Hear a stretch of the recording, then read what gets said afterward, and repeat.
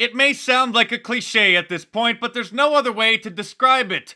Facebook and YouTube are Orwellianly censoring the name of the whistleblower, in reality a deep state operative who kicked off the impeachment inquiry, from being posted. YouTube videos that mention his name, at least in the title, the tags, or the description, are being detected automatically by their AI, and YouTube is locking the videos on private.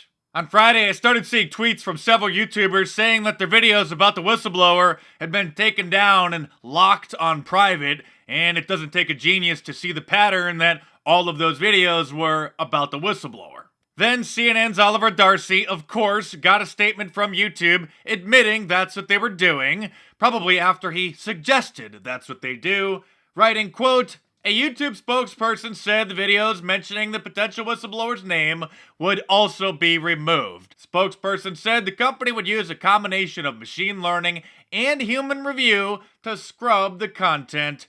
The removals," the spokesperson added, "would affect the titles and the descriptions of the video, as well as the video's actual content." As you probably know by now, every video that's uploaded to YouTube is immediately scanned with their voice recognition software, which creates a transcript of everything that's said in the video, and then that transcript is scanned for certain keywords to determine whether or not they're going to demonetize it or not. And now, that same software is being used to scan every video that's been uploaded to look for any video that even mentioned the name of the whistleblower, and then they're taking them down. And look what we have here. It appears that CNN's Oliver Darcy also broke the news that Facebook was removing any post mentioning the whistleblower's name. Facebook even issued a warning to my friend David Harris Jr., who I met at the White House Social Media Summit this summer, and who has over 700,000 followers, that they may just delete his whole page because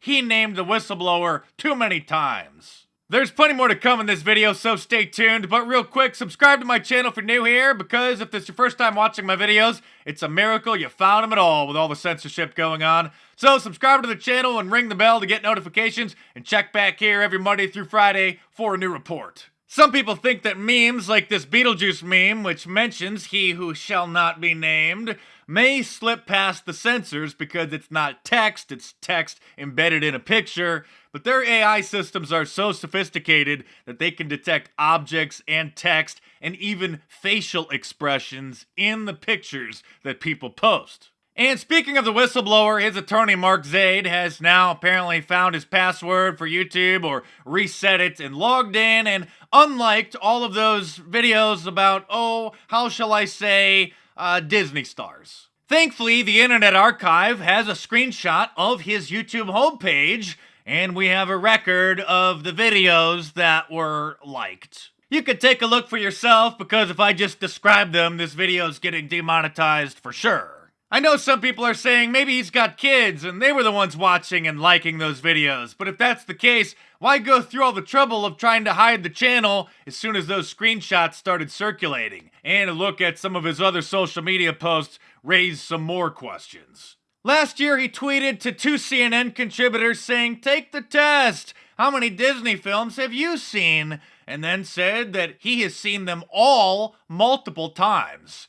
CNN contributor Sam Vinograd replied, "Not fair. I don't have kids, so I don't see much on the right-hand side," which are all kids' movies. He then replied saying, "One does not need kids to be all the Disney one needs and wants to be," and accompanied that tweet with this photo of him appearing to be at Disney World by himself. And then there's this tweet in response to a post by somebody who was wondering how a certain individual with a certain background could have gotten a security clearance. And then he says that he got security clearances for people who, well, you just read that for yourself. I wouldn't be surprised if I get completely banned from Twitter soon for posting those screenshots of his YouTube activity. They're going to claim that I was bullying or harassing him. And as Doug Ernst from the Washington Times pointed out, quote, "You can't make this up. Major networks are yawning at this dude because Mark Dice put a giant spotlight on the issue. They're scared about what their friends in Georgetown would say if they cited Mr. Dice. Try caring about the truth instead."